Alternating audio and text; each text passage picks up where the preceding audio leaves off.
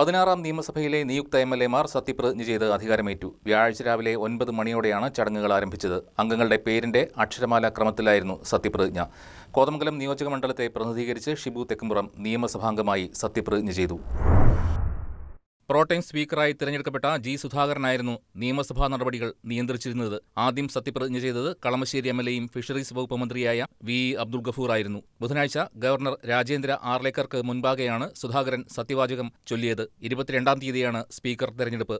11:55-നാണ് കോതമംഗലം നിയമസഭാ മണ്ഡലത്തെ പ്രതിനിധീകരിക്കുന്ന ഷിബു തെക്കുംപുറം നിയമസഭാംഗമായി സത്യപ്രതിജ്ഞ ചെയ്തത്.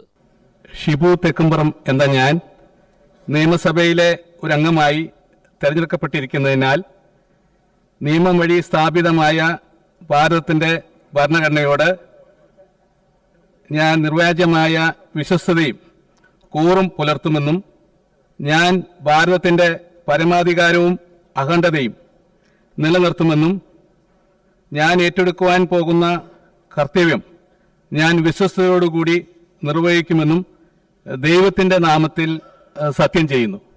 പേരിനൊപ്പം പിതാവിന്റെ പേരായ ദാമോദരമേനോൻ മുഖ്യമന്ത്രി വി ഡി സതീശൻ ആവർത്തിച്ചു. വടശ്ശേരി ദാമോദരമേനോൻ സതീശൻ എന്ന ഞാൻ